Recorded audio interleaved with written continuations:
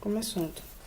Bom, hoje nós vamos ver como é que a gente faz, como é que a gente elabora e compreende um esquema resumido dos experimentos de Pasteur.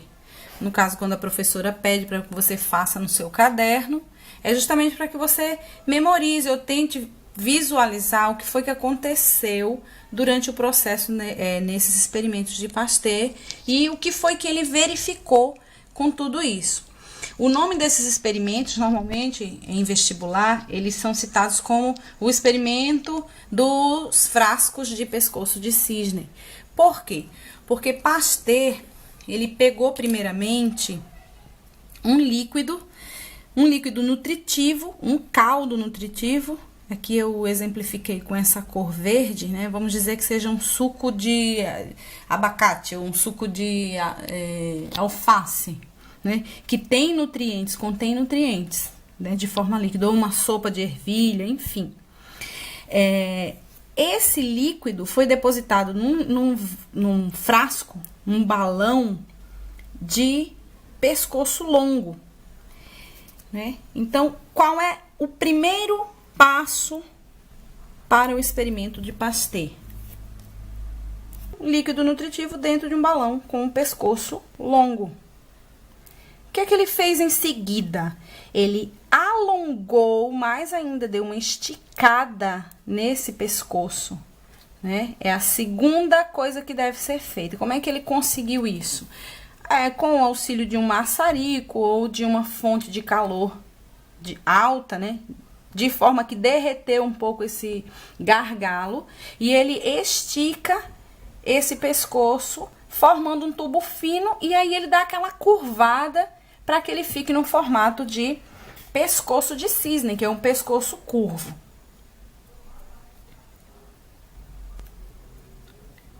Então, em seguida, a gente já parte aqui para o terceiro passo do experimento de Pasteur. Então, ele pegou, já aqui a gente já tem um desenho, um esquema de como que ficou esse tubo, né? Ele deu aquela esticada, ele ficou com o pescoço curvo, né? E aí, o que é que ele vai fazer? Ele vai ferver, submeter esse líquido à fervura, tá? Então, aqui a gente tem representando uma fonte de calor que normalmente é utilizada em laboratório, que é a gente põe num tripé uma telazinha de amianto e um bico de Bunsen como uma fonte externa de calor. Então, o que é que ele fez, né? Ferveu esse líquido. O que é que acontece? A fervura, ela acaba por eliminar todos os micro-organismos que estejam aqui, né, nesse líquido. Então, ele vai tornar esse líquido um líquido estéril. O que a gente observa aqui? A gente vê que realmente houve a fervura a partir do vapor de água que sai aqui do tubo, tá? Então, a gente tem aqui o vapor, as bolhas, né, normalmente que acontecem, né, que formam a partir da fervura, e dizemos que este líquido, ele se torna um líquido estéril.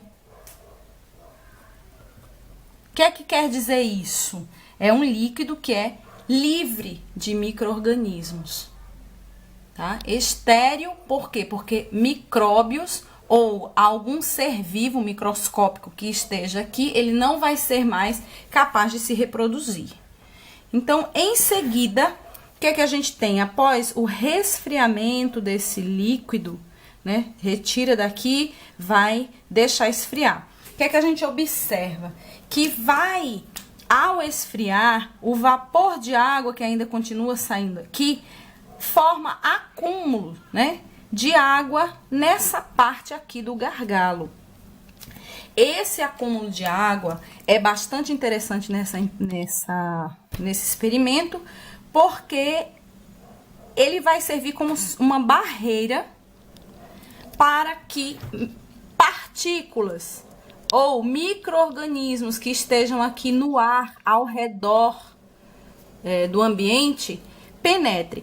Se entrar aqui alguma partícula ou micróbio, ela vai ficar aqui na água. A água pode até ficar contaminada, mas ela não consegue voltar ao tubo. Então, a priori, né, tem-se que esse líquido vai permanecer estéril. O que é que Pasteur fez para comprovar essa teoria, essa hipótese dele? Em seguida, ele deixou esse balão dessa forma por bastante tempo e o líquido permaneceu estéril. O líquido manteve as suas propriedades chamadas organolépticas, ou seja, a cor, o aroma, né? Ele observou que não estava turvo, né? O líquido está límpido.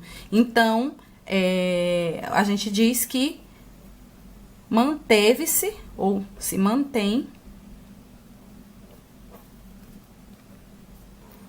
Ok, então aqui a gente pode até dizer que foi uma das últimas etapas, né? Então, a gente tem aqui o resfriamento, né? Deixa aqui para o resfriamento e em seguida você espera, mantém o pescoço do balão intacto, enfim.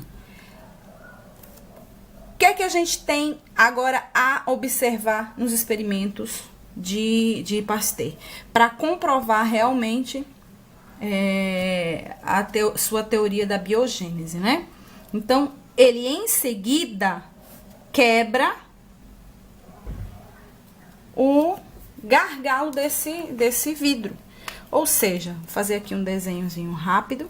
Imagina que ele quebrou, né?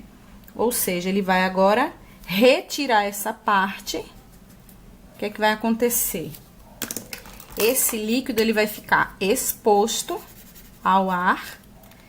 E aí, com o tempo, ele observou que esse líquido ficou turvo, ficou estranho, ficou com as suas propriedades diferentes.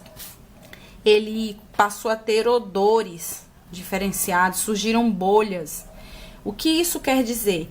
Que os micróbios, os micro-organismos que estavam presentes no ar, né, ao redor do balão, eles conseguiram penetrar aqui no líquido. O líquido é nutritivo, então deu condições para que esses micro-organismos proliferassem, né? Então, esse líquido disse que ele deixa de ser estéril. O líquido foi contaminado. O que a gente tem agora como ideias centrais do que aconteceu aqui? Né? O que acontece aqui? Esse experimento, ele acaba por derrubar definitivamente a teoria da abiogênese, que dizia que os seres microscópicos ou a vida, né, os seres vivos podem surgir da matéria inanimada. E aí, com o experimento de Pasteur, a gente viu que isso não acontece, porque se acontecesse, micro-organismos surgiriam nessas condições aqui, em que a água impede a passagem desses micro-organismos.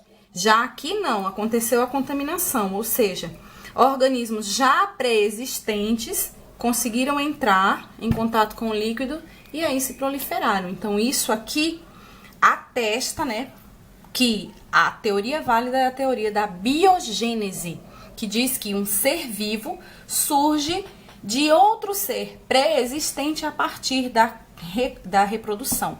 Isso eu espero que tenha dado para vocês entenderem mais ou menos o que aconteceu nos experimentos de Pasteur, a importância desse experimento até hoje, né, que a gente conhece, um leite pasteurizado, suco pasteurizado, que teve pasteurização. Nada mais é do que esse processo de eliminação de bactérias ou fungos ou outros organismos que podem ser patogênicos, ou seja, livra esse líquido de contaminação e em seguida, né, tem-se um processo para manter esse líquido ainda intacto, sem contaminação. E boa sorte, bom vestibular!